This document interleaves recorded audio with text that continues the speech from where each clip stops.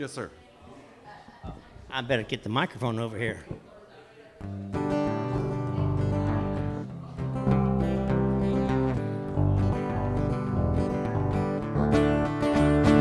Well, that snow blows hard in Idaho.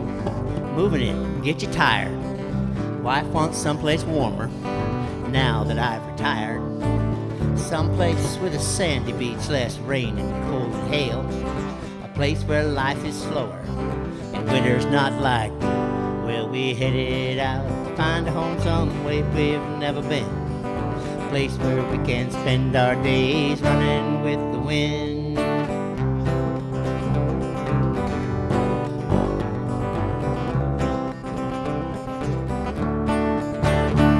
Well, that older now and wiser, I've nothing left to prove. Sold that place on Ovid Creek, we planned that final move. We headed south towards the coast out Mississippi way. Found a home in Gulfport, and here we're gonna stay. So we headed out to find a home somewhere we've never been. A place where we can spend our days running with the wind.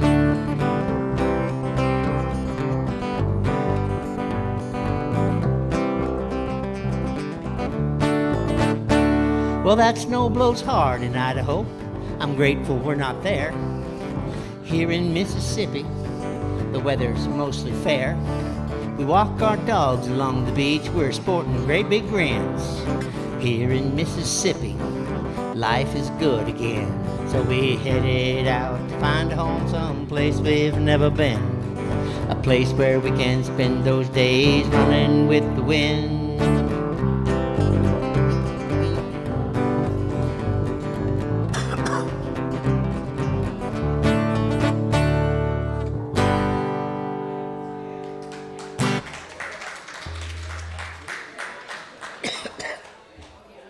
The Ballad of Nancy and Rick.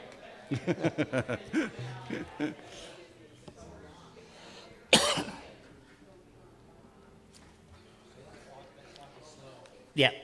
Oh, is it? Uh-oh, we better get moving. Capo 2.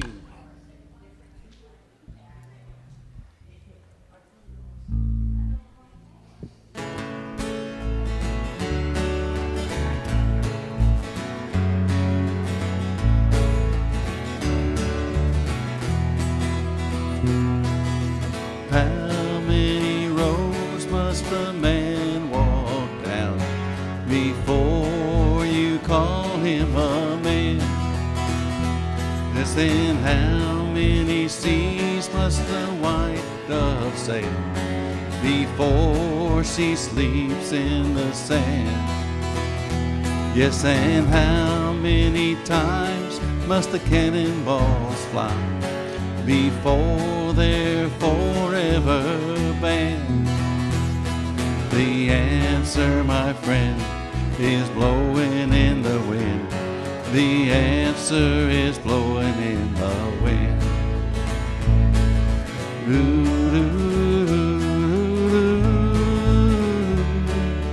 ooh, ooh. Yes, and how many years can a mountain exist before it's washed to the sea? Yes, and how many years can he to be free? He pretend that he just doesn't see. The answer, my friends, is blowing in the wind. The answer is blowing in the wind. Ooh, ooh, ooh, ooh, ooh, ooh. Yes, and how many times must the man look up before he can see the sky? Yes, and how many years must one man have before he can hear people cry? Yes, and how many deaths will it take till he knows that too many people have died? The answer, my friend, is blowing in the wind. The answer is blowing in the wind. The answer, my friend, is blowing in the wind. The answer is blowing in the wind. Ooh, ooh, ooh, ooh, ooh, ooh, ooh.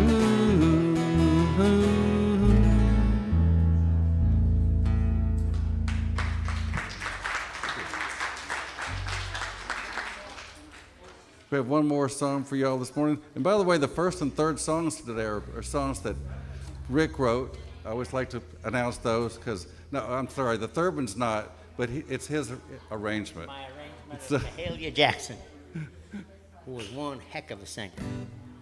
Okay. You ready, sir? Not quite. Gotta change it up.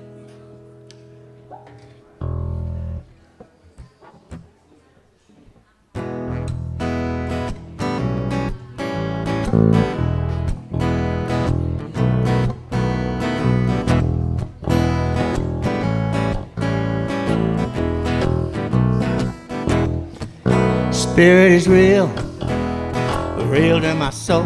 Spirit is real, love made me whole. It's love for me, it's like pure gold. Spirit is real, I can feel it in my soul. There are some things that I may not know. There are some places, oh Lord, I cannot go. But I'm sure of this one thing. Spirit is real, I can feel it in my soul. Spirit is real, real to my soul. Spirit is real, love made me whole. It's love for me, it's like pure gold. Spirit is real, I can feel it in my soul.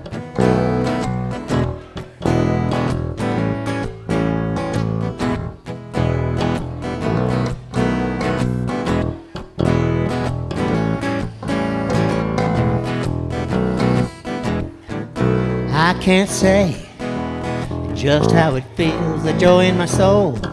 I know the Spirit is real. There are those, oh, that have some doubt. The Spirit is real, I can feel it in my soul. The Spirit is real, real in my soul. The Spirit is real, love made me whole. It's love for me, it's like pure gold. The Spirit is real, I can feel it in my soul. Spirit is real, real to my soul. Spirit is real, love made me whole. It's love for me, it's like pure gold. Spirit is real, I can feel it in my soul.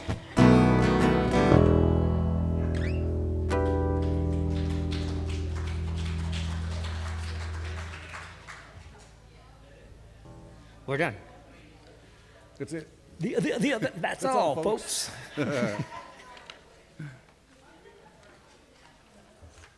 Two pages. All right. Good morning. Have a seat. Let's get this started.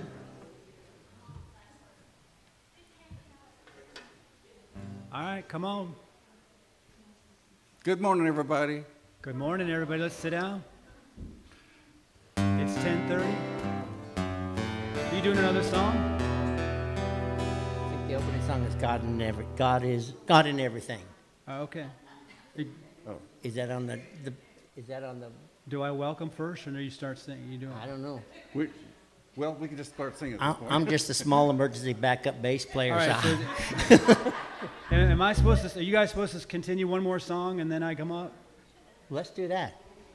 Okay. Sure. Sure. No, we're already done. This is the first song of the service. Okay. So let me introduce, get going, and Yeah. then I'll get that going. So the first song is God is everything, right? God in everything? Yes. Okay, so good morning. Let's get started. We're going to start now.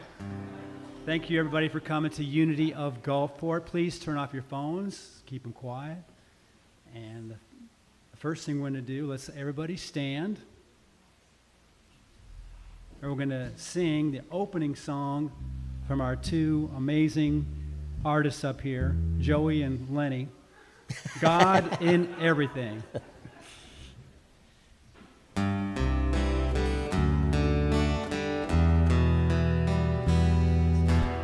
Everywhere I look, I see God in everything.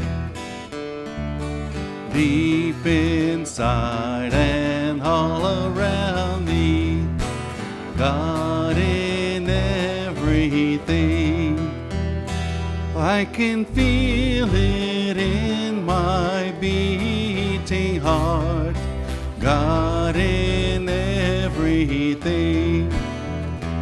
It's in every breath of life I take, God in everything.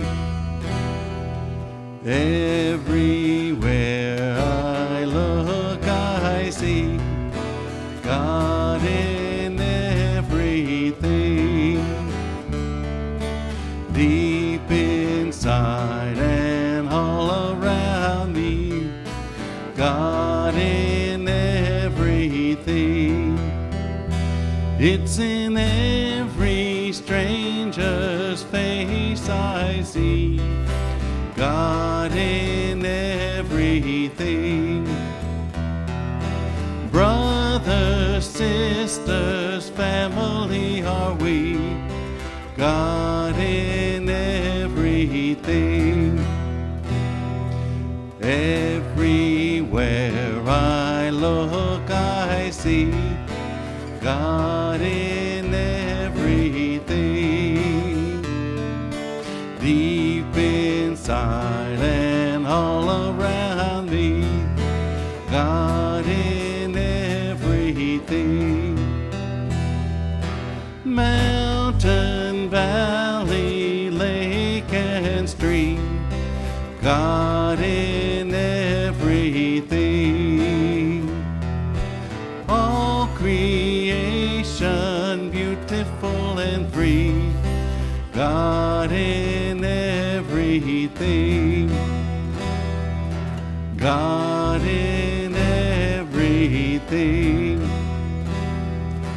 God in everything.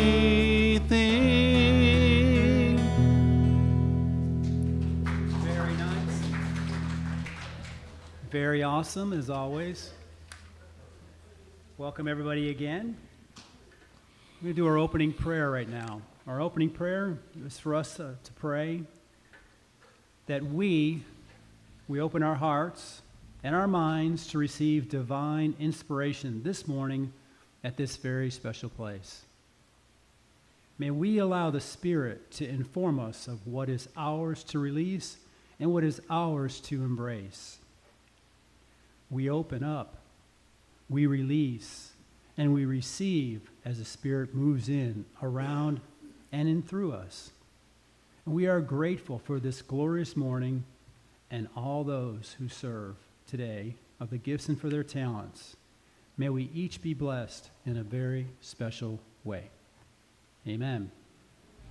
All right, again, so welcome everybody to Unity of Gulfport. Do we have anybody here that's new visitor? You got one right there? Hi. Would you like to say your first name and say hi? Giselle? Janelle. Well, I thought I said it right. Giselle. Giselle, well, welcome to Unity. This is a great place. You got around a bunch of great people.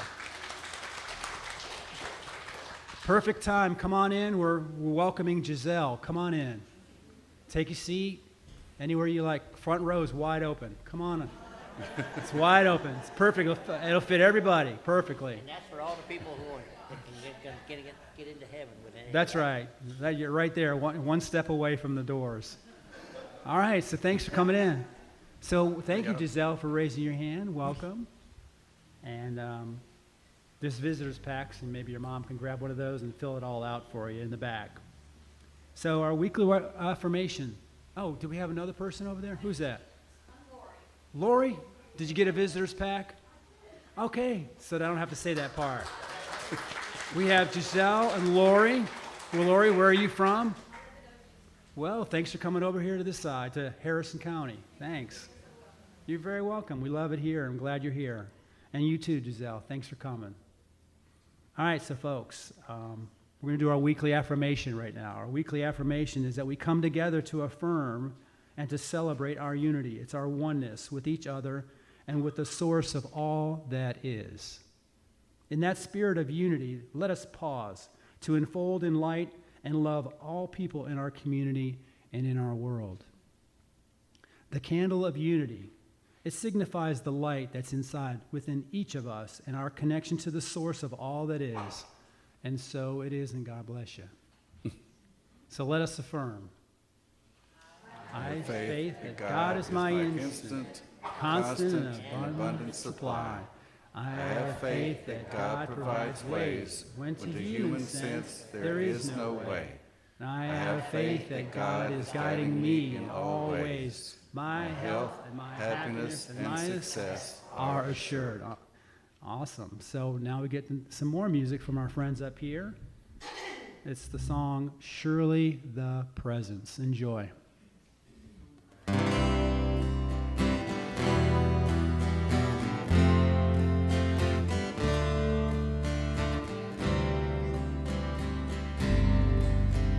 Surely the presence of the Lord is in this place. I can feel his mighty power and his grace. I can hear the brush of angels' wings. I see glory on each face.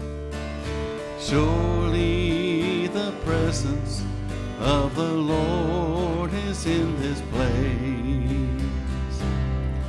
In the midst of his children, the Lord said he would be. It doesn't take very many. It could be just 2 or 3. And I feel that same sweet spirit that I felt oft times before. Surely I can say that I've been with the Lord. Surely the presence of the Lord is in this place. I can feel his mighty power and his grace. I can hear the brush of angels' wings. I see glory on each face. Surely the presence of the Lord is in this place. There's a holy hush around us as God's glory fills this place. I've touched the hem of his garment. I can almost see his face, and my heart is overflowing in the fullness of his joy. I know without a doubt that I've been with the Lord. Surely the presence of the Lord is in this place.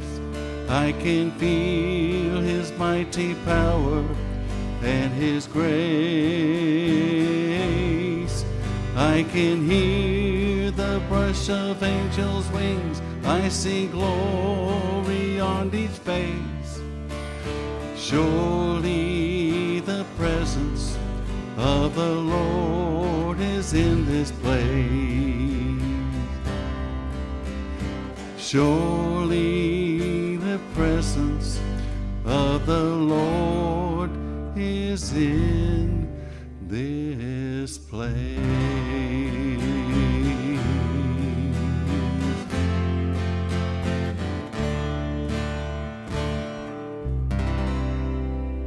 All right. Very nice. Nice job. It surely was. So now we get the best part.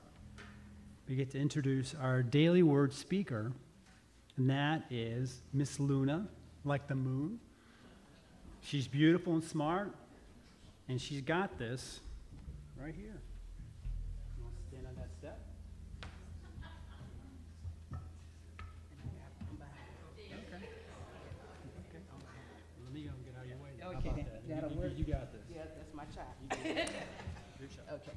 Hello, my name is Luna, and today I will be reading Inner Peace. The peace of God is mine to live and mine to share. Peace flourishes in my awareness of divine presence within. Flowing from my spiritual center, peace calms my emotions, clarifies my thoughts, relaxes my body, and radiates to everyone around me. If peace eludes me, I open myself to anything that may be blocking its flow and invite it to come forward for healing. If I'm holding on to resentment or unforgiveness, I pray for the willingness to forgive, affirming divine love through me forgives and releases all bitterness.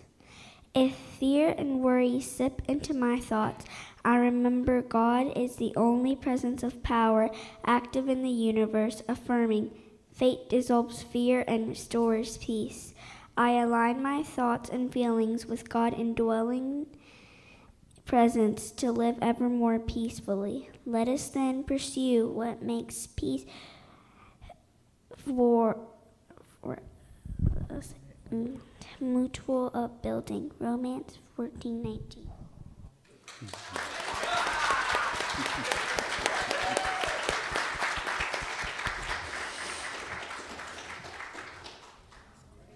All right, I like that, huh? That mutual, that's a good one. That's a good word. I like that, mutual. You did a great job, Luna. Just like our moon going around, nice little satellite. Let's see, what are we doing now? We're doing announcements. See you, Luna. And everybody. So there's announcements up above here. There they are. And the best thing on there is our music night, September 20th for me, as you know, but September 20th is tentative on the 20th. Charles is running that, but you can see everything else that we have. And look, always we have after our service here, we have Sunday coffee in our fellowship hall, and we welcome you all to come there. Please do. So we ask if anyone has any special prayer requests, and if you have one, we have a prayer box in the back of our service hall right here. You can put your prayer in there, and we'll pray for you. And then also, in the prayer box, will be prayed for here and at Silent Unity. Awesome. Now I get to introduce the fabulous Joan Bignoli.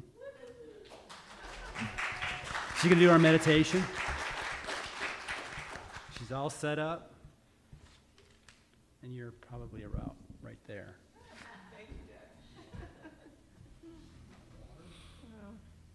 Yeah, let me do that first. Good morning, everybody.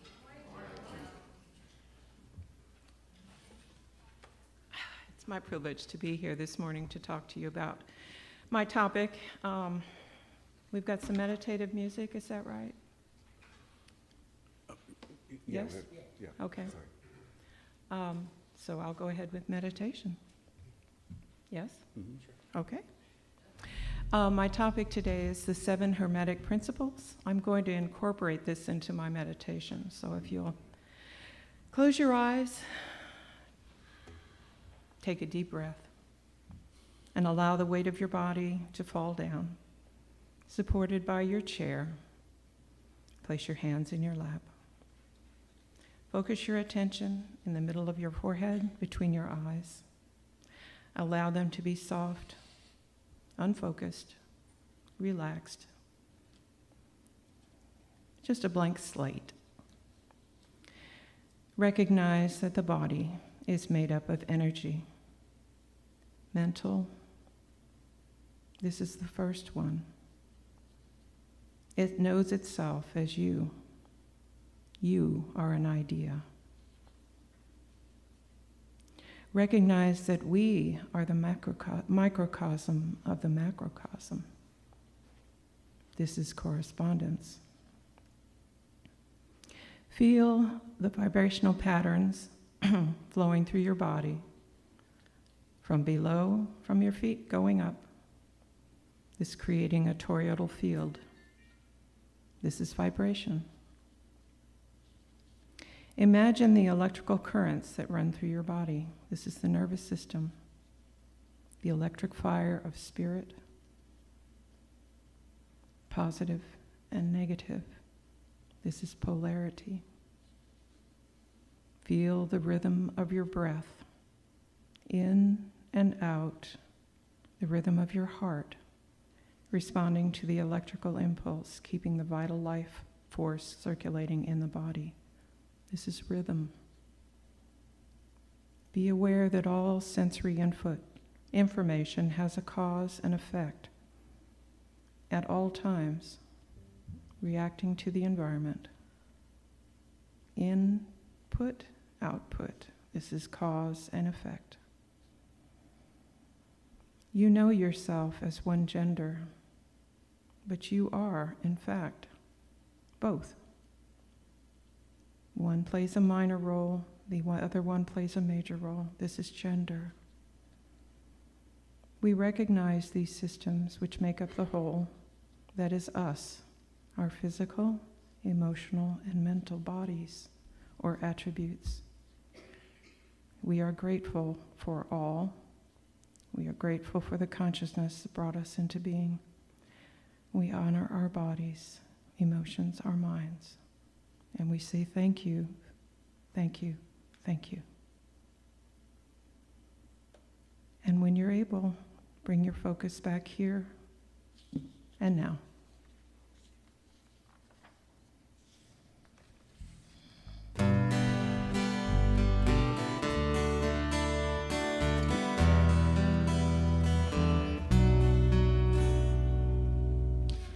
Peace is in my heart. Peace is in the heart of the world. Love brings light to life. Heaven is here for us all. Peace is in my heart. Peace is in the heart of the world. Love is the light to life. Heaven is here for us now. Everywhere I go, peace fulfills the spirit. Everyone I meet, peace fulfills their soul. Peace is in my heart. Peace is in the heart of the world. Love brings light to life. Heaven is here for us all. Peace is in my heart. Peace is in the heart of the world. Love is the light to life. Heaven is here for us now. We all create the world through thoughts that we believe in. I believe in peace. I believe in freedom. Peace is in my heart. Peace is in the heart of the world. Love brings light to life. Heaven is here for us all. Peace is in my heart. Peace is in the love of love is the peace. Sorry. Peace is in my heart. Peace is in the heart of the world. Love is the light to life. Heaven is here for us now.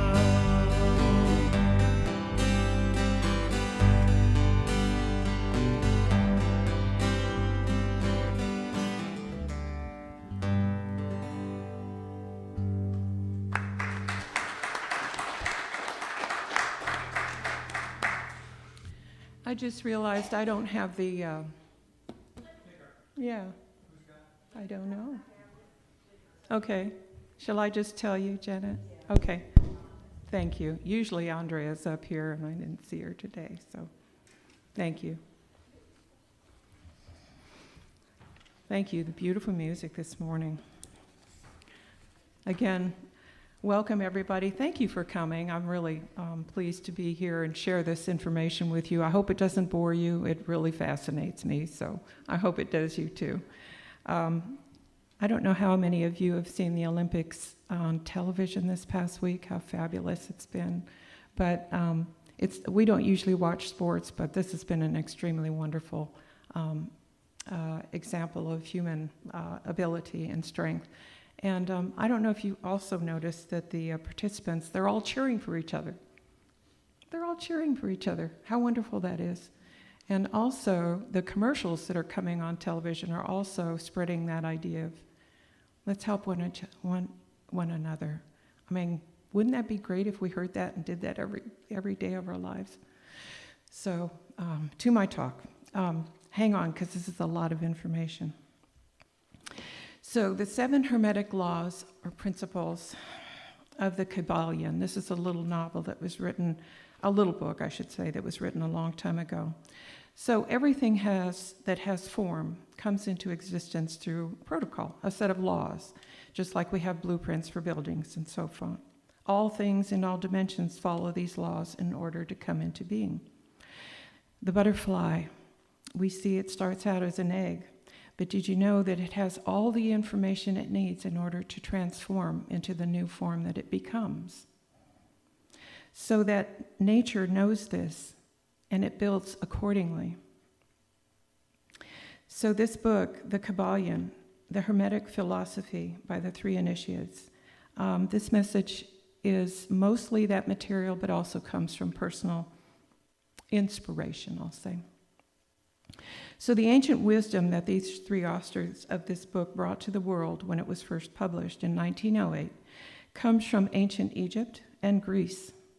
It was attributed to Hermes Trismegistus, called the scribe of the gods, who lived tens of centuries ago in Egypt. He was a contemporary of Abraham, who was known as Thoth, T-H-O-T. Thoth was considered a god, a survivor from Atlantis, is known as the author of the Emerald Tablets. It's believed that all esoteric teachings of every race, including the Essenes, can be traced back to this person. In fact, you'll be interested to know that there are books in the Vatican Library that contain the Hermetic teachings, and that Abraham was a student of this material, as was Jesus. The Greeks traveled to Egypt, which they considered to be a legacy of the Atlantean era, to learn this ancient knowledge. And as has been alleged, so did Leonardo da Vinci. Even the ancient teachings of India have their roots in this original Hermetic principles. The ancient Egyptians clearly had a higher wisdom and knowledge of the world and the laws of the universe that they used to construct these magnificent pyramids of Giza and the other monuments. Historians and archaeologists classify them as history's most developed and outstanding civilizations. Their level of sophistication was profound and undeniable, and would influence civilizations around the world for centuries. Science and archaeology is just beginning to get a glimpse of what they knew and how they used that knowledge. However, that knowledge went underground when the wave of ignorance spread through the world in the Dark Ages, and from which we are, in many ways, still emerging from. So tradition recorded that Hermes lived 300 years before passing away. Even though the Hermetic teachings are found in all lands and religions, it's never been associated with a religion or a religious sect. They are, however, the underlying eternal principles of every known religion. So we know that these teachings went underground, and that the Knights Templars and the Rosicrucians and the Freemasons, among others, managed to keep the wisdom alive, but they were in private and secret societies. These teachings have surfaced from age to age, first in the Renaissance and again in North America, brought by the Templars. So anybody Any student of American history knows that the precepts of the Freemasons, many of whom were our founding fathers, are documented on our dollar bill, embedded in the layout of our Capitol in Washington, D.C., and its architecture, and the pinnacle being the obelisk, which is placed strategically on the National Mall. And the most recent revival of this esoteric movement was led by Madame Blavatsky and Henry Steele Olcott, the founding members of the Theosophical Society in New York in 1875. Second slide, please. So the first law is mentalism, and this is which all others are dependent. This is not an easy concept, but I'll try. The Kabbalion says the all is mind, the universe is mental, the all is in the all. So we're not thinking of a thinker using its mind, but mind. It kind of becomes incomprehensible. Let me try with more words. So the all that which substantiates all reality is unknowable, undefinable, can only be thought of as a universal, infinite, living mind. Not a thinking being, but a dynamic creative energy emerging from a single point. From this singularity, it spirals out into trillions and trillions of dots of information, of data, numbers, information, geometry, the foundation for form, the web or matrix we can imagine encircling our planet, being the architecture of this field of creation, and all forms, depending on which dimension it's viewed from, has a different shape and quality.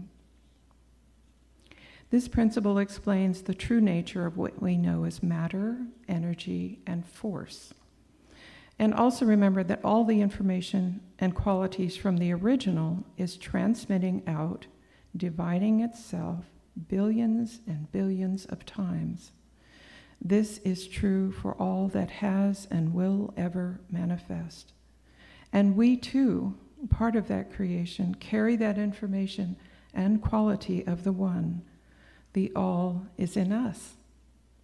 And each of us is a fractal of the all, like a hologram, which, when you look at just one pixel, that image contains the total image.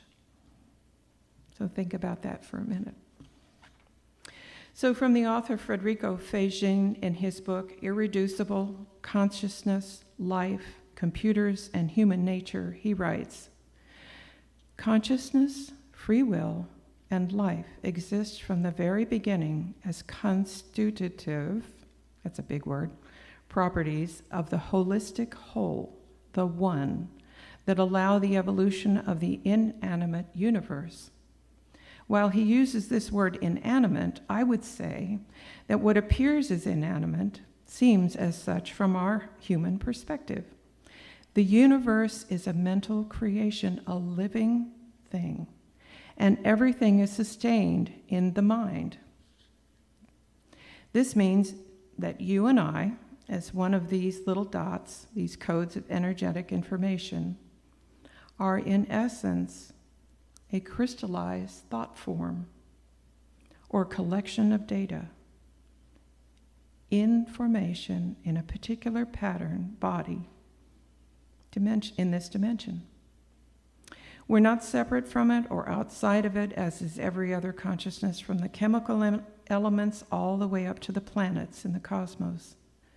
And as we only see ourselves as solid matter, that is an illusion, one created by our limited sense perception as separate entities. We experience ourselves as such because we don't have the capacity to perceive the other bandwidths of light energy like gamma, X-ray. From source, we are the minuscule part of the whole, and we exist in the body of the all. In reality, if we could see ourselves through the higher dimensions, our bodies would disappear into billion photons of light. However, we couldn't function there in that realm. And so, by beginning to fully actualize our true nature, leaving the personality aside and developing our natural abilities, we will eventually become a more perfected reflection of Source. And the ancient Egyptians had this knowledge, and that's how they were able to become superhuman, working with the laws of nature in order to accomplish what they did, like knowing the circumference of the earth, the distance to the moon, and other geometries which they built into the dimensions of the pyramids, the temples, and the monoliths. So we have a lot of work to do to get back to that level of sophistication. I think we'll get there in time. It will coincide with science taking off its blinders and being willing to question every premise that it has carved in stone for the past 300 years.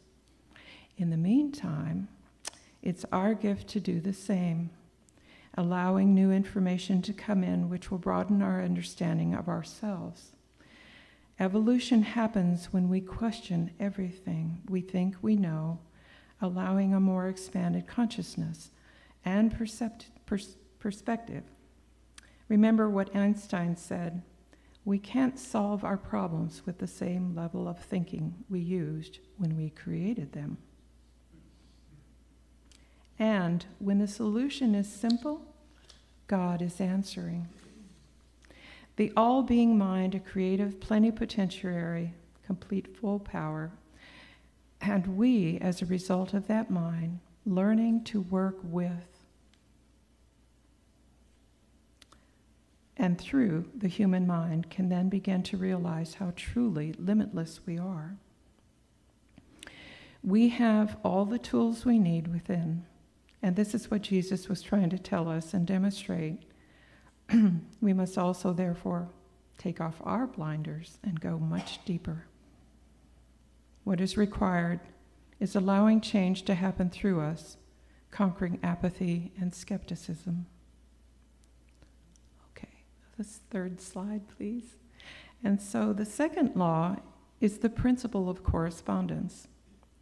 The Kabbalion says, as above, so below. As below, so above. This law shows us the harmonious relationship between the phenomenon, which is everything we know and see, of the various planes of being and life, physical, mental, and spiritual. Spirit gives rise to an order from the etheric mental dimensions, which creates matter. Every phenomenon has its corresponding phenomenon on all planes of existence. And we can think of it like this. So I'm Joan in the third dimension, but there are, I don't know, maybe hundreds more of me in all the other ones, each with their own characteristics, rate of vibration, and so on. Okay. So from the atom of matter, mineral, plant, animal, to the mind of man, and to the archangel, angels, all are but degrees in one scale, all fundamentally the same and only different in degree and rate of vibration, emanating from the infinite mind. The higher the plane, the finer, more subtle the energy quality, and closer to source. All these entities in their corresponding levels have souls or consciousness relative to their state of being.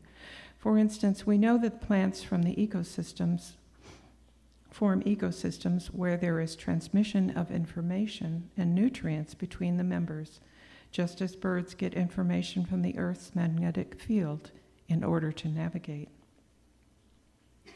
Molecular chemicals in our blood communicate to the various organs to perform their function, depending on the need.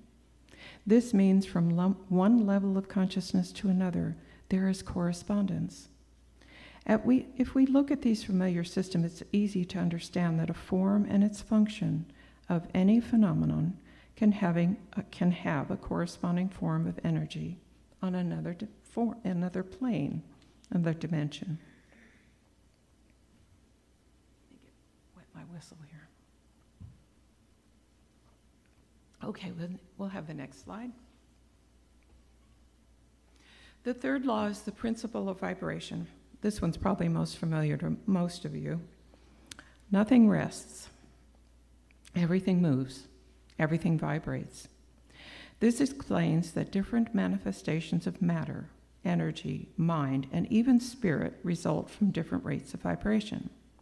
From the densest form of matter to pure spirit, from the lowest to the high rate of vibration, all is moving. The frequency of spirit is so immense that it can be considered at rest.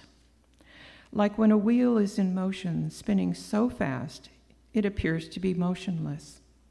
The same is true of the grossest form of matter, like rocks, whose rate of vibration is so low as to appear to be still.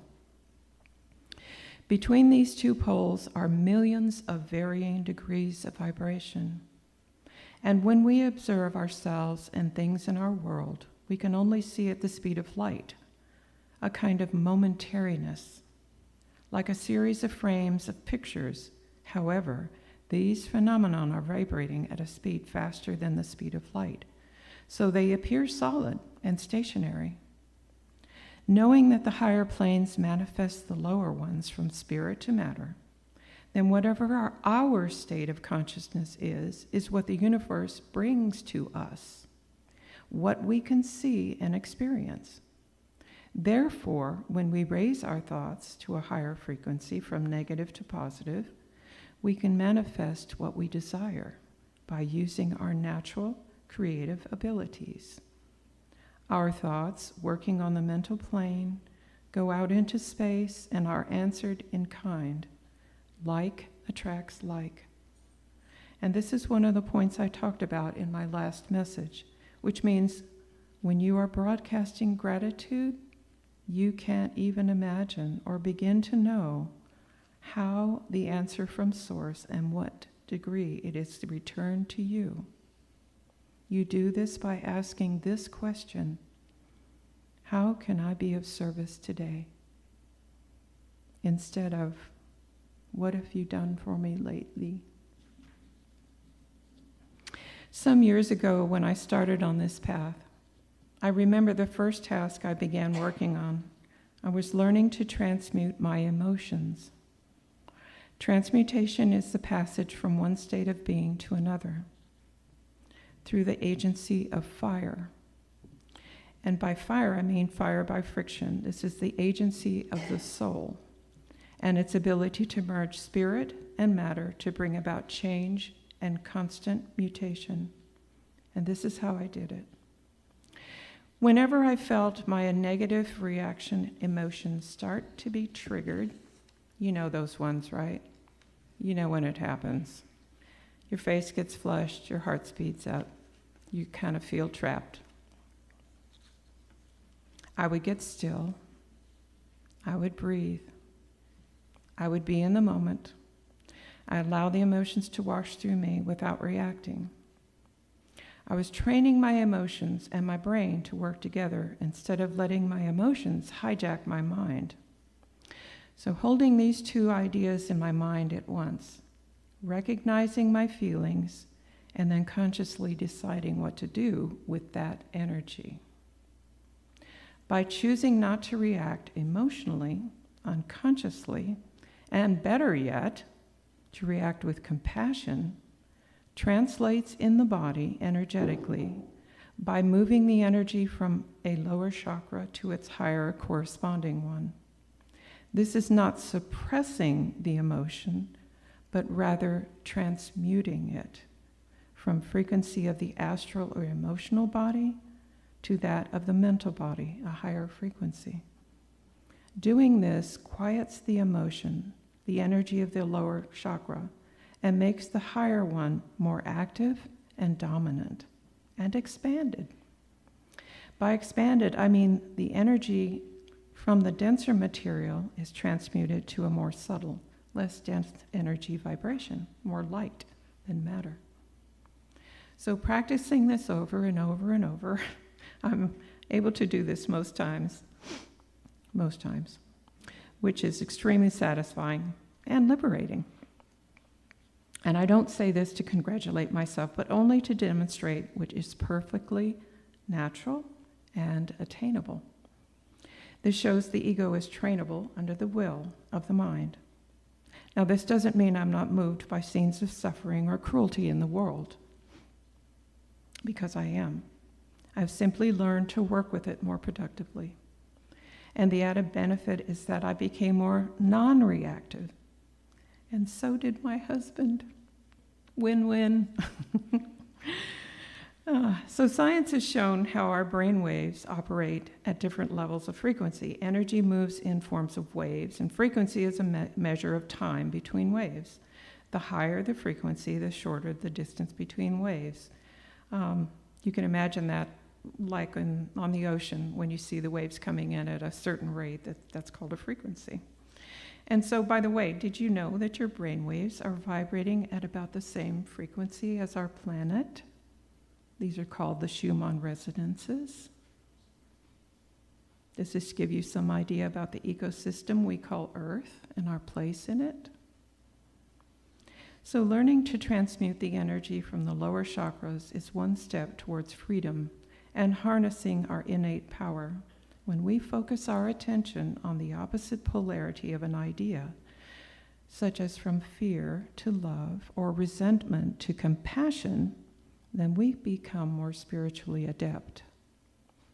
The teaching says, "He that understands the principle of vibration has grasped the scepter of power." And I interpret this to mean, as I resonate in a higher vibration, I'm able to access higher levels of manifestation and to manipulate my reality to my desires. Next slide, please. And so the fourth law is the principle of polarity. Everything is dual. Everything has poles. Everything has its pair of opposites. Like and unlike are the same. Opposites are identical in nature, but different in degree. Extremes meet are but half-truths. All paradoxes may be reconciled. And we know this because we know the world as duality, positive and negative, light and dark, and to different degrees. Living in duality creates a state of desire in us, of need. We are wanting all the time and are, at times, temporarily satisfied. Our desires which drive us into activity toward one thing or another become self-fulfilling, creating more desires. And when we feel we are lacking in some area of our lives, we are in a more negative state of mind and driven to satisfy that need. Conversely, when we feel satisfied and not lacking, our attitude is more positive. I think of this when I get hungry. The principle of need. So conversely, I already said that. Okay, the principle of polarity is true for what is known as the right-hand path of light and the left-hand path of darkness. Intention differentiates the two. The right-hand path is learning how to lose desire, and the left-hand path is a never-ending need to fill a void that can't be filled. Spiritual power can be used for good or for ill intent. And this has been recognized by the majority of religions in their concepts of the Satan or the devil or the fallen angels. And this is the reason the knowledge of these varying planes has been kept hidden in esoteric fraternities. Those who have attained high spiritual powers and have misused them have had a terrible fate in store. And the swing of the pendulum of rhythm has eventually swung them back to the furthest extreme of material existence, from which they must retrace their steps back towards spirit. Their fate is to travel along the weary rounds of the path, lifetime to lifetime, but with the added torture of always having with them the lingering memory of the heights to which they have fallen, owing to their choice of action. The striving for selfish power on the spiritual planes inevitably results in the selfish soul losing its spiritual balance and falling back as far as it had previously risen. But to even these souls, the opportunity to return is given, and such souls do make the return journey, but not without paying a terrible penalty according to the law. So it is that according to the law of polarity, all 7 hermetic principles are in full operation on all the many planes, physical, emotional, mental, and spiritual. Mental substance resides on all planes, as does the principle of vibration and the principle of rhythm, for all are held in the mind of the all and the infinite creative forces of the universe. Also, as we begin to know and understand ourselves more completely, down to the quantum level, we can understand everything in the universe by way of the law of correspondence. All things have a corresponding energetic form. So understanding the law of polarity and how to use it reveals our gift of purposeful, creative abilities. With courage and focus, we can turn the things we don't want in our lives around by paying attention to the opposite polarity of that thing we don't want. We become alchemists, turning coal into gold through the art of mental transmutation. When we do this, it not only benefits us, but the world around us. The more light we create in ourselves, the more light we send out into the world. The next slide, please. So the 5th law is the principle of rhythm. The Kabbalion says everything flows out and in. Everything has its tides. All things rise and fall. The pendulum swing manifests in everything, and the measure of the swing to the right is the measure of the swing to the left. Rhythm compensates.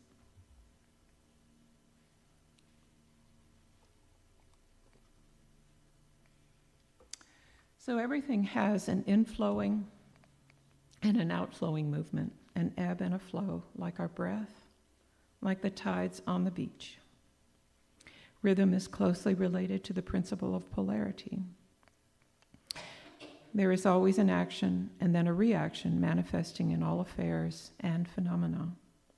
Suns, worlds, all things in nature, animals, plants, minerals, mind, matter, and yes, even spirit, manifest this principle.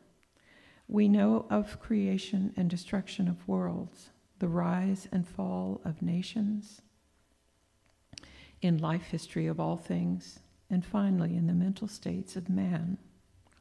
And I'd like to point out here what I received from Spirit a few days ago. I guess everybody's probably asked this question, but I hadn't before, and I was curious. So I asked, why are we in the 21st century just now waking up and regaining our natural abilities? What is the purpose of the veil? And here's what they said. This is a product of the natural cycles of the universe. All manifestations grow through birth, growth, death, and rebirth. As each civilization reaches its highest pinnacle expression for its purpose, it starts its decline into death for the process to start over. Each cycle retaining some elements of the past, building on these, and reaching even higher levels of consciousness. And the veil is necessary for this purpose to proceed from darkness into light. This is the law of rhythm and polarity. And the veil is just a thing that keeps us from being superhuman and using our natural talents and abilities. Our sight, all of our senses, in time will be much more expanded. Let me just say that. So the universe always seeks balance. Therefore, we're not obligated to remain stuck in states like episodic depression, grief, or fear. Understanding the rhythm and balance of the cosmos gives us perspective and acceptance when the pendulum swings towards the negative polarity. You must understand you're not helpless and that you have the tools to change your situation. higher planes govern lower planes. Higher laws govern lower laws. And rhythm can be neutralized through the force of the opposite polarity. So, for example, when I told you about my task, my mental task of subduing my negative emotional response and moving the energy up, I was using this principle of rhythm and polarity, neutralizing the force from one pole to its opposite. Learning and applying these higher laws help us master the lower ones, those physical, emotional, and mental states. Anyone can do this, even without fully understanding it.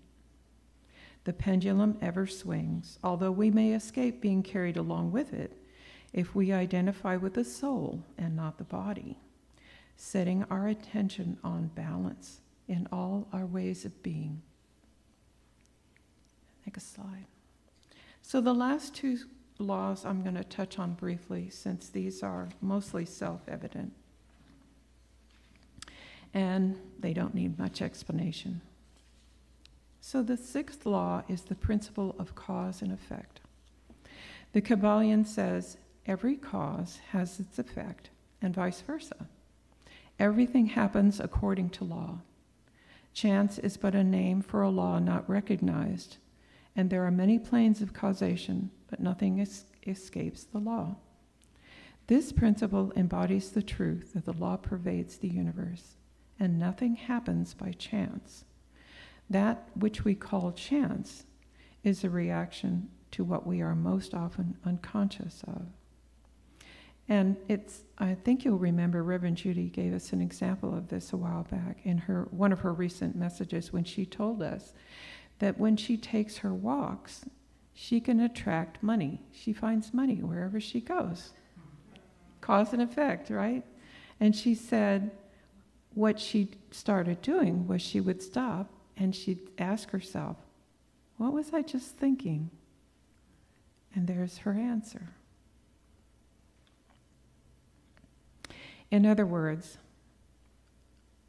cause and effect underlies all scientific thought, ancient and modern. To think otherwise would be to take the phenomenon of the universe from the domain of law and order and to make it into one of something we call chance. To believe in chance, that there is something random and outside the natural laws, would imply the universe is chaotic and lawless.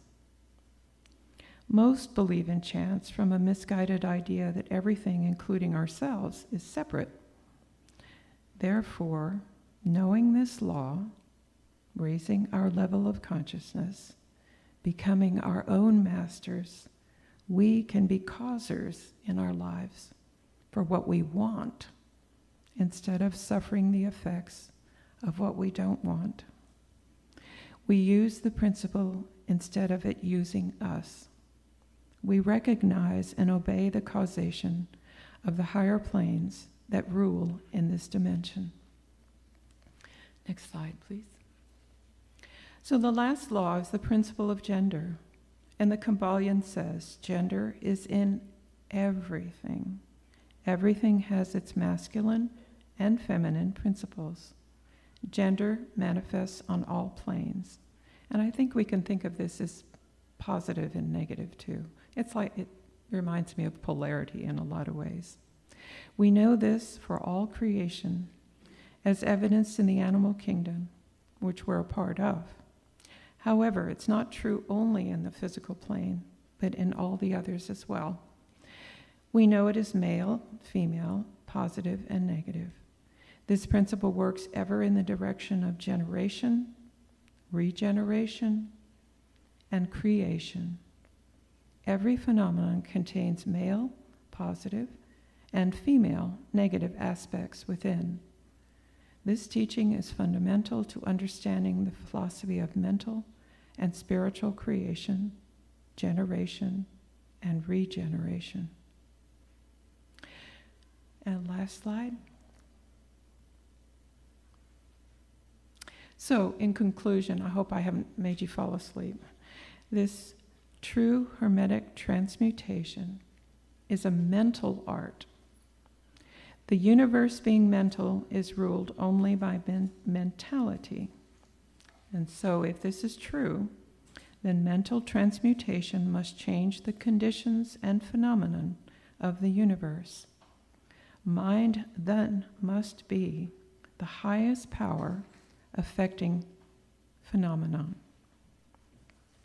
When you understand this, then the so-called miracles are plainly seen for what they are, and you can know that you can become superhuman too, and just as Jesus taught us.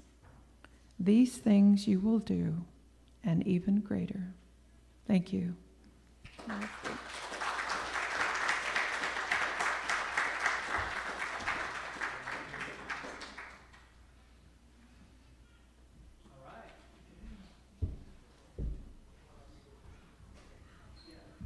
Good stuff. Come on in. Come on in, sit down. Well, wait for the children to sit down. That frequency thing you talked about, pretty decent about the brain wave, and knowing if you get to a point where you're relaxing, really quiet, and meditating, you kind of equal out with the brain wave. The same with the Earth. I think it's 7.83 hertz. States that it turns out that when we are in a relaxed, almost meditative state, a state where we begin to tap into the wealth of creativity that lies just below our conscious, our brain vibrates at the same frequency of the Earth. Pretty cool. Thank you, Joan. So now we give our expression to our appreciation for all that is offered here at Unity of Gulfport, Mississippi, Railroad Street. Please take your offering in your hand and say along with me. Divine love, through me, blesses and multiplies all that I am, all that I have, all that I give, and all that I receive. I give in love, and I trust in God. Thank you. Music, please.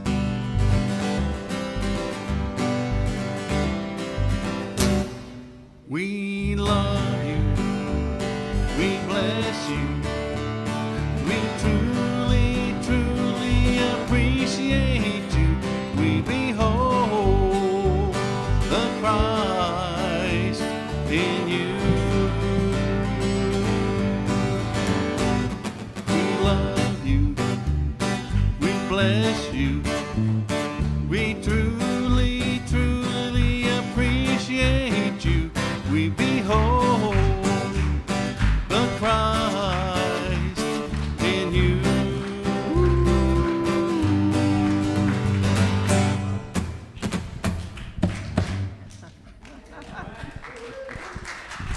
Thank you.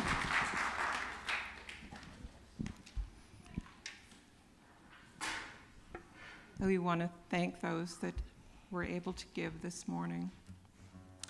We bless these tithes. We see them doing the highest good for our group and for our community at large.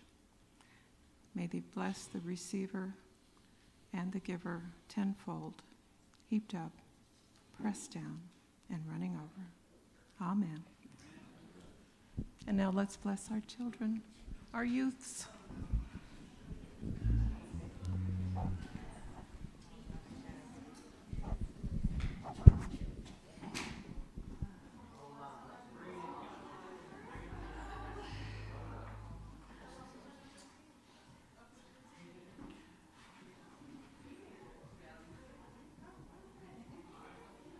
We love you.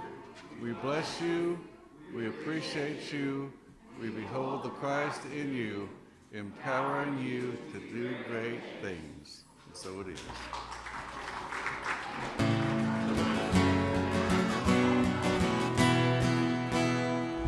Let there be peace on earth, and let it begin with me. Let there be peace on earth, the peace that was meant to be, with God as creator, family are we. each other in perfect harmony. Let peace begin with me. Let this be the moment now. With every step I take, let this be my joyous vow.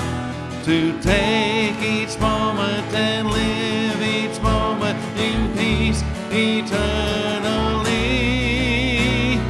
Let there be peace on earth, and let it begin with me.